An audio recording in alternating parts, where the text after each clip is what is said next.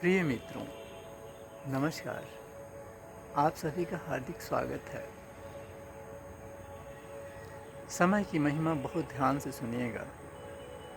यदि आप इसे ध्यान से सुनेंगे तो निश्चित ही आपके लिए समय सबसे महत्वपूर्ण हो जाएगा। तो सुनिए, समय क्या है। समय मन बुद्धि से परे है। समय को जानने का अर्थ होता है ईश्वर को जानना। फिर कहाँ से इसको बचता है। कोई भी ऐसा स्थान नहीं है, चाहे कहीं कुछ भी न हो, फिर भी वहाँ समय है। कोई भी ऐसी स्थिति नहीं है, कोई भी ऐसी परिस्थिति नहीं है जिसमें समय नहीं है। अर्थात समय सर्वत्र है, सर्वव्यापी है। समय की कोई सीमा नहीं है।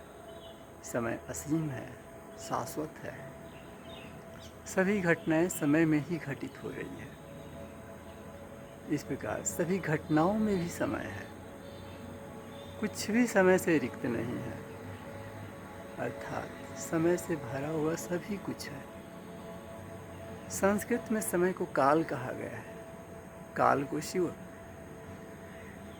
वेद में कहा गया है काले तपः, काले ज्येष्ठम, काले ब्रह्म समाहितम, कालोह सर्वेश्वरो यह पितासी प्रजापते। अर्थात काल तप है, काल ज्येष्ठ है, काल सबसे बड़ा है,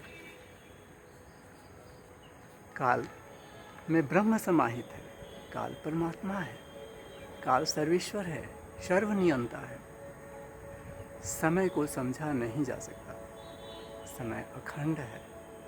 प्राचीन युग में समय को सूर्य भगवान की स्थिति के अनुसार समझा जाता था। सभी मनुष्य का जीवन एक निश्चित अवधि का है, सीमित है।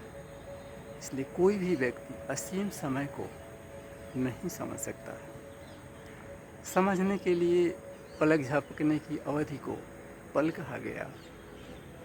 पलक झपकने की अवधि से भी लघु अवधि को क्षण कहा गया। इसी प्रकार कोई आधार मानकर सेकंड, मिनट, घंटा, सप्ताह, माह, वर्ष, युग आदि बनाया गया। परंतु ये सभी लघु या दीर्घ अवधि निश्चित अवधि है। इसके आधार पर भूत, वर्तमान और भविष्य की बातें की जाती हैं। अपने समझने के लिए ये सब करने मात्र से समय सीमित नहीं हो जाता। निश्चित अवधि में कोई परिस्थितियाँ किसी के लिए अनुकूल होती है या कोई परिस्थितियाँ किसी के लिए प्रतिकूल होती है। अनुकूल या प्रतिकूल कोई भी परिस्थिति शाश्वत नहीं है, परिवर्तनशील है। प्राय सभी लोग अनुकूलता में बने रहना चाहते हैं और इसके लिए यथासंभव प्रयास सभी करते हैं, परंतु आज तक कोई स्थिति परिस्थिति के परिवर्तन चक्र को रोक नहीं सका है। समय परम कल्याणकारी, परम सत्य है, परम सुंदर है। समय का ध्यान किया जाता है।